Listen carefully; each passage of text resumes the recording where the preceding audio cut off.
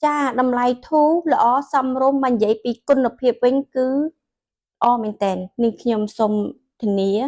từ lứa côn lập hiệp tại một đòn chết sẽ đánh bong ôn tẹt tông nằng bay đài cái hai đặt bay sừng vá bay snám bay đài liệp lê mình trốn cái hai tha nghi protecam bay đài bay đài khôi rồi có bay dạng mạch con nơi tại prai cho môi nằng scrap thò mà chết nên so bàn bong ôn xôm xôm chùm điệp pram chẳng á chà scrap ធម្មជាតិនេះសគឺយើងមានទាំងកំប៉ុងតូចបែបនេះចា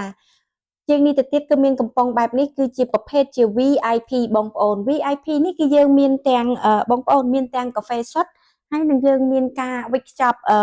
មួយកំប៉ុងរួមគ្នា3ក្លិនណាបង3ក្លិនហ្នឹងមានអីខ្លះបងប្អូនចាមានកាហ្វេមានពន្លៃបងប្អូនចាពន្លៃនឹងតែបៃតងនឹងផ្លែឈើចម្រុះច្រើនមុខរួមបញ្ចូលគ្នាហើយជាស្រេចនៅក្នុងកំប៉ុងតែមួយយើងអាចនិយាយថា 3 in 1បងប្អូនចាបងប្អូនបច្ចុប្បន្នឥឡូវតាក់ទងនឹងការធាតុអាកាសដែលគេហៅថាម្ដងក្តៅម្ដងត្រជាក់ម្ដងភ្លៀងអញ្ចឹងបងប្អូនយ៉ាងណាមិញកកស្បែកយើងមានការសកមឬក៏គេហៅថាប្រែប្រួលខ្លះជាពិសេសក៏បងប្អូនដែលចូលចិត្តស្បែកដែលភាពភ្លឺទន់រលោងស្រស់ថ្លាជាពិសេសលាបឡេឆាប់សបងប្អូនក្នុងមួយសប្តាហ៍ស្ក្រាប់ម្ដងទៅហើយខ្ញុំចង់ជម្រាបជូនថាស្ក្រាប់ធម្មជាតិនាងសគឺអាចស្ក្រាប់បានជារៀងរាល់ថ្ងៃជាងនេះទៅទៀតនោះស្ក្រាប់ធម្មជាតិនាងស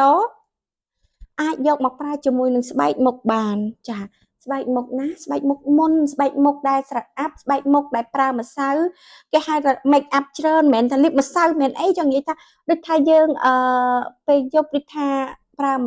បានន័យថាលាបលេស្បែកមុខឬក៏បាទថាផាត់អីយ៉ាងណាមានកម្មវិធីមានអីរៀងច្រើនអញ្ចឹងណាបងប្អូនខ្ញុំចង់ជម្រាបជូនតាក់ទងនឹងអញ្ចឹងក៏អប់មុខជាមួយនឹង scrub ធម្មជាតិនាងសឈ្មោះថា scrub មែន scrub បានទាំងខ្លួនប្រើបានទាំងមុខណា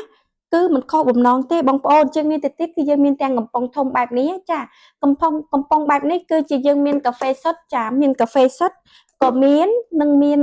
ច្រកមួយកំប៉ុងរួមគ្នាក៏មានដែរគឺចានៅទីនេះមួយកំប៉ុង3ក្លិនក៏មានដែរគឺមានទាំងកំប៉ុងតូចនិងកំប៉ុងធំកំប៉ុងធំនេះចំណុះប៉ុន្មានកំប៉ុងធំនេះគឺចំណុះ800ក្រាមបងប្អូន8ខាំចាជាងនេះទៅទៀតគឺយើងមាន VIP 1គីឡូក្រាមស្មើនឹង1000ក្រាម1គីឡូស្មើនឹង1000ក្រាមខ្ញុំមិនដឹងមិននិយាយទៅនិយាយសូវត្រូវ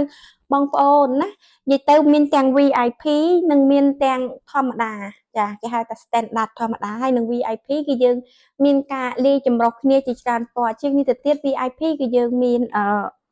បងប្អូនគឺយើងមានកាហ្វេសុទ្ធដែរណាចា